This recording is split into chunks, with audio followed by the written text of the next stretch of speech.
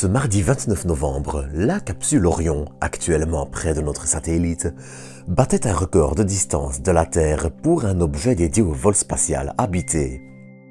La capsule s'est en effet éloignée à près de 432 000 km de la Terre, alors que le précédent record, celui d'Apollo 13, était d'entre guillemets seulement 424 000. En plus de ça, et jusqu'à présent, Artemis 1 est un succès total malgré quelques déboires sur le pas de tir et un retour au bâtiment d'assemblage. Mais d'ailleurs, quelles sont les dernières actualités autour d'Artemis? Pourquoi la capsule mettait si longtemps à rejoindre la Lune? Comment reçoit-on ces images? Et j'en passe.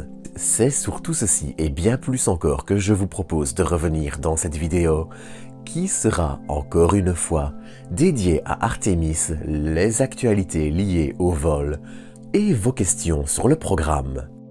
D'ailleurs, si vous aussi avez des questions par rapport à Artemis, n'hésitez pas à me les poser en commentaire, je ferai de mon mieux pour y répondre dans un futur épisode. Sur ce, bienvenue à vous pour une nouvelle dose d'espace.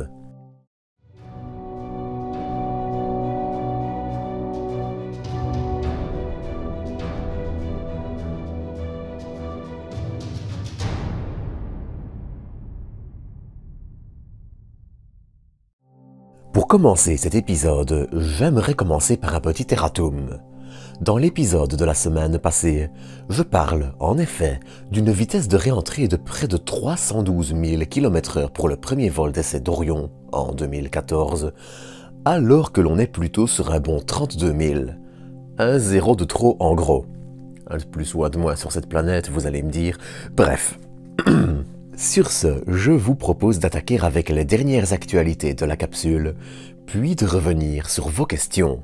Et mine de rien, si elles ne sont pas très nombreuses, les actualités sont très bonnes. Tout d'abord, on apprenait l'ajout d'une poignée d'objectifs secondaires pour différents essais liés à la mission, en plus de ceux prévus, et ce grâce à un parfait déroulement du vol jusqu'à présent. D'ailleurs, ce 1er décembre en fin de journée, la capsule effectuait une nouvelle mise à feu qui allait la faire se rapprocher à nouveau progressivement de notre satellite avant un survol de la Lune le 5 et un retour sur Terre le 11 décembre.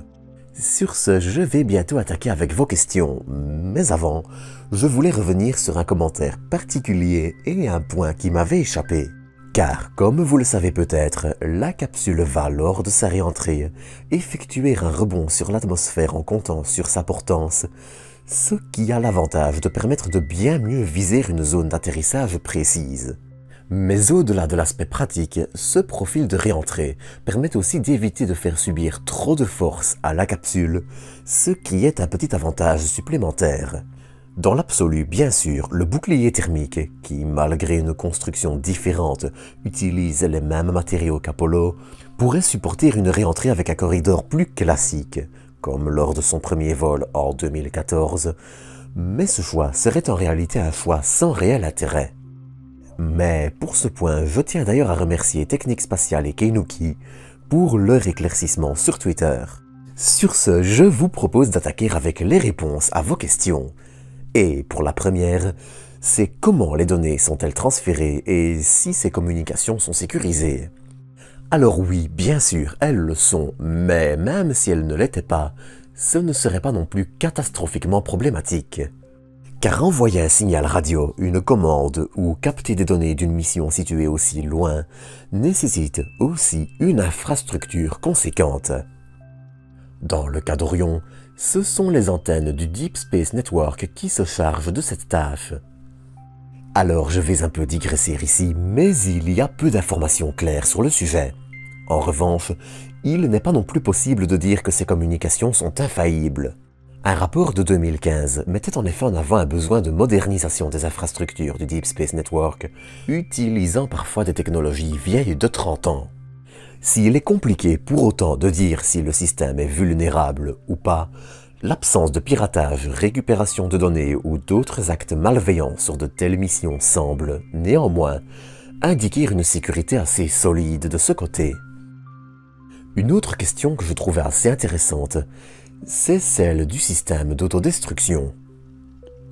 On le sait tous, l'une des raisons ayant poussé un retour du SLS d'Artemis 1 dans son bâtiment d'assemblage fut les batteries du système d'autodestruction qui doit servir pour éviter au lanceur de faire trop de dégâts en tombant en cas d'incident, batteries qui devaient être remplacées. Alors bien sûr, dans le cas d'un vol habité, des Saturn V comme des SLS, et c'est valable pour tout lanceur habité, on va d'abord chercher à évacuer les astronautes à bord à l'aide d'une tour de sauvetage pour les lanceurs qui en sont dotés.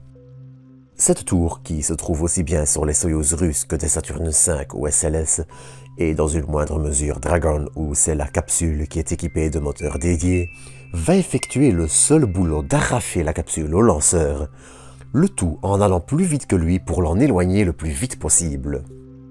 Mais une fois le lanceur privé de sa capsule, c'est un système d'autodestruction qui va être enclenché à distance dans le but d'éviter la chute de débris massifs pouvant faire de graves dégâts au sol. Dans le cas du SLS, il s'agit d'un système d'explosifs indépendants et sur des batteries dédiées qui ne peuvent hélas pas être rechargés facilement. En revanche, dans le cas des Saturn V d'Apollo, qui restaient parfois plusieurs mois sur le pas de tir, le système était différent. On parle ici du Propellant Dispersion System qui, pour résumer rapidement, s'appuyait sur une rupture des réservoirs des étages de la Saturn V par une explosion. Notez d'ailleurs que chacun des étages de la Saturn V disposait d'un système de ce genre redondant et relié à ses batteries qui, elles, dépendaient de la tour de lancement avant le vol et non sur un circuit entièrement à part. Une autre question que je trouve intéressante, c'est si des astronautes peuvent voir des étoiles à la surface de la Lune. Alors, de nuit bien évidemment. De jour, en revanche, c'est tout à fait possible également, puisque la Lune n'a pas d'atmosphère. Mais, vous l'avez très probablement déjà remarqué, peu de photos décentes de la Lune montrent des étoiles. C'est tout simplement car sa surface est énormément plus lumineuse que les étoiles, et que laisser un capteur photo récolter assez de lumière pour laisser apparaître les étoiles rendrait la surface lunaire complètement brûlée. Si ce phénomène est moins violent avec l'œil humain, qui reste un capteur sans égal, un astronaute ayant une part de la surface dans son champ de vision verrait son œil s'adapter à la luminosité de la surface et il verrait ainsi un nombre d'étoiles drastiquement limité. Enfin, pour terminer avec les questions pour cet épisode, je voulais aussi revenir sur la question de pourquoi Orion a mis tant de temps pour rejoindre notre satellite, comparé à Apollo. Eh bien, la réponse est à la fois simple et complexe, mais rassurez-vous, ça restera clair. Alors, pour cet exemple, je vais me baser sur Apollo 11 et Artemis 1, mais ça reste tout aussi valable pour les autres missions des deux programmes. Apollo 11 visait en effet une orbite elliptique assez classique autour de la Lune, de 111 km au point le plus bas à 305 au point le plus haut. Si vous regardez cette illustration en suivant les flèches jaunes, en bas, vous voyez que la capsule est en orbite autour de la Terre, puis va rehausser son orbite pour son transfert vers la Lune, ce qui reste comparable à Artemis 1 pour le moment, avant de venir se placer en orbite autour de celle-ci une fois assez proche. Puis, pour le retour, la Lune a déjà un peu tourné autour de la Terre, mais le principe reste le même, sauf que là, on va chercher à quitter la force d'attraction de la Lune, puis ensuite retomber lentement vers la Terre, en très gros. Dans le cas d'Artemis 1, la capsule Orion visait une trajectoire complètement différente, qui la faisait aussi s'éloigner bien plus de notre satellite. Mais d'abord, notez juste qu'un point de Lagrange est un point où les forces qui vous attirent vers un objet et vous en éloignent se compensent. En gros. Eh bien, Artemis 1 vise une orbite lunaire distante rétrograde, ce qui signifie qu'elle passe au-dessus des points de Lagrange L1 et L2 et tourne autour de la Lune dans le sens inverse duquel la Lune tourne autour de la Terre. Cette orbite, bien qu'originale, aura comme avantage de permettre plus de stabilité et de dépenser moins de carburant pour atteindre la Lune, même si cela implique quelques sacrifices en termes de durée de voyage. Et c'est donc ici que je vais vous quitter pour aujourd'hui. Comme d'habitude, j'espère que vous aurez apprécié cet épisode et je vous donne rendez-vous dans quelques jours pour un nouveau. D'ici là, prenez soin de vous, prenez soin des autres, et à très bientôt pour de nouvelles doses d'espace.